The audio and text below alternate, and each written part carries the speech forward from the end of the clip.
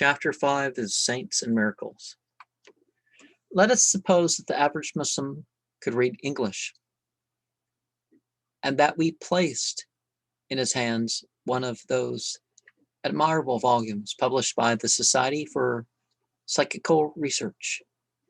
In order to sympathize with his feelings on such an occasion, we have only to imagine what our own would be if a scientific friend invited us to study a treatise setting forth the evidence in favor of telegraphy and recording well-attested instances of telegraphic communication.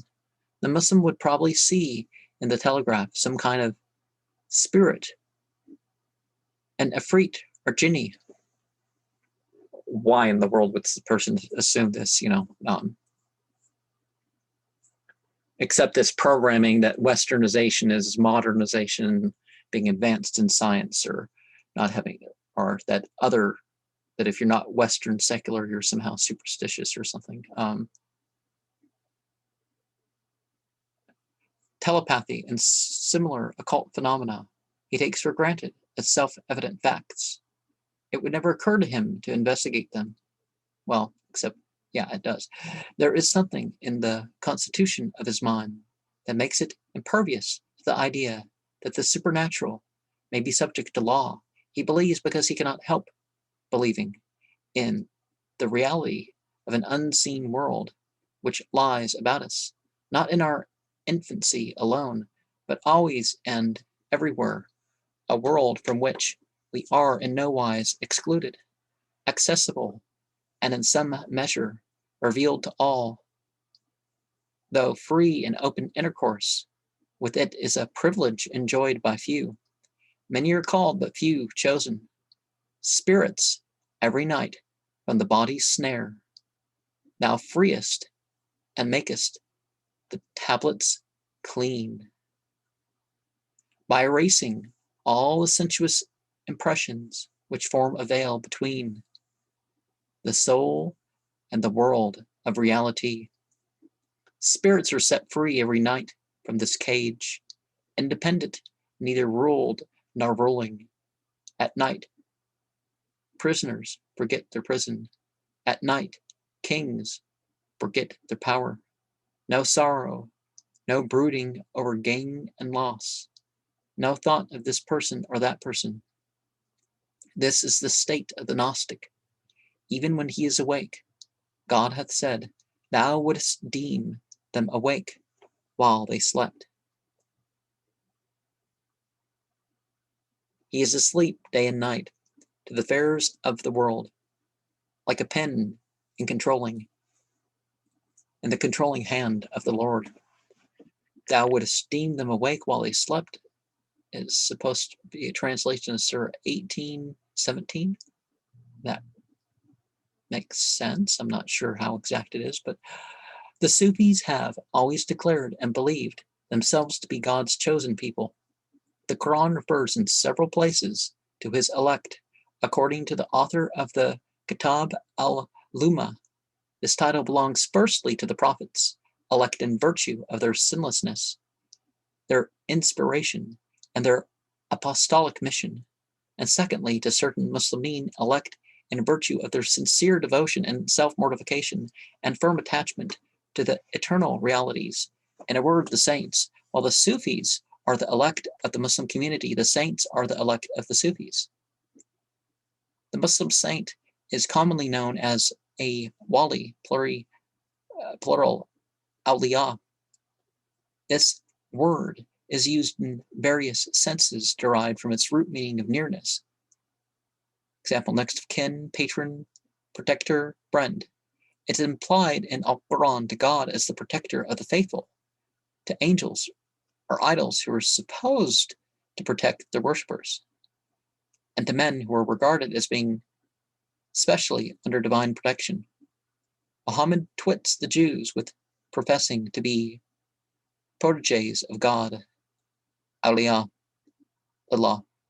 Notwithstanding its somewhat equivocal associations, the term was taken over by the Sufis and became the ordinary designation of persons whose holiness brings them near to God, and who receive from him as tokens of his peculiar favor, miraculous gifts, karamat, charismata. They are his friends on whom no fears shall come, and they shall not grieve. Al-Quran 10:63. Any injury done to them is an act of hostility against him. The inspiration of the Islamic saints, though verbally distinguished from that of the prophets, and inferior in degree of the same kind, in consequence of their intimate relation to God, the veil shrouding the supernatural, or as a Muslim would say, the unseen world, al-ghaib, from their perceptions, is withdrawn at intervals, and in their fits of ecstasy, they rise to the prophetic level. Neither deep learning in divinity, nor devotion to good works, nor asceticism, nor moral purity makes the Muslim a saint. Oh, Sadiq.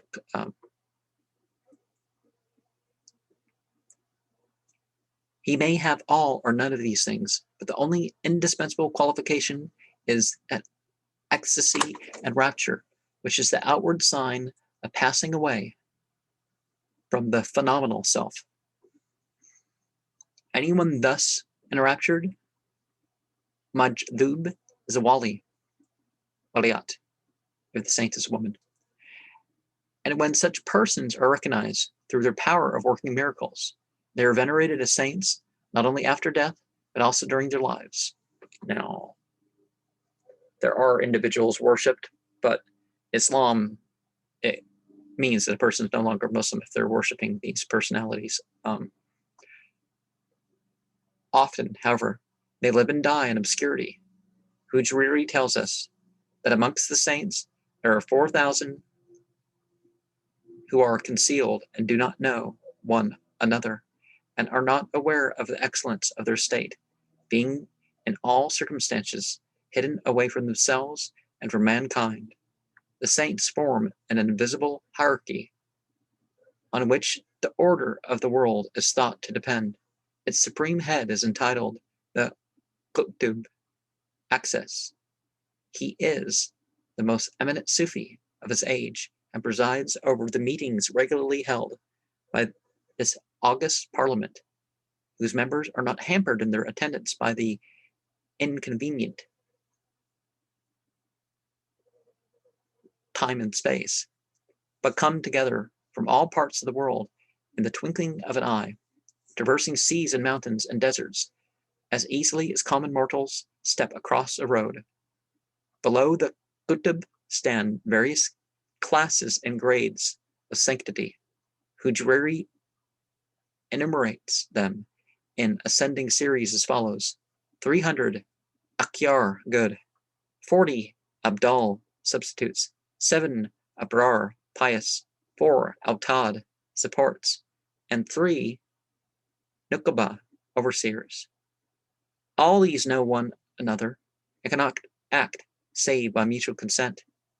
It is the task of the Autad to go round the whole world every night, and if there should be any place on which their eyes have not fallen, next day some flaw will appear in that place, and they must then inform the Qutb in order that he may direct his attention to the weak spot, and that by his blessing the imperfection may be remedied.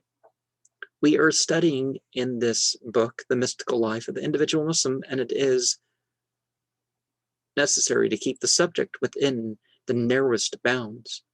Otherwise, I should have liked to dwell on the external and historical organization of Sufism in a school for saints, and to describe the process of evolution through which he, the wali, privately conversing with the small circle of friends, became first teacher and spiritual guide,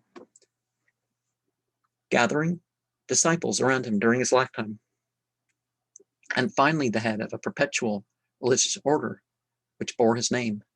The earliest of these great fraternities date from the 12th century of the Common Era. In addition to their own members, the so-called dervishes, each order has a large number of lay brethren attached to it.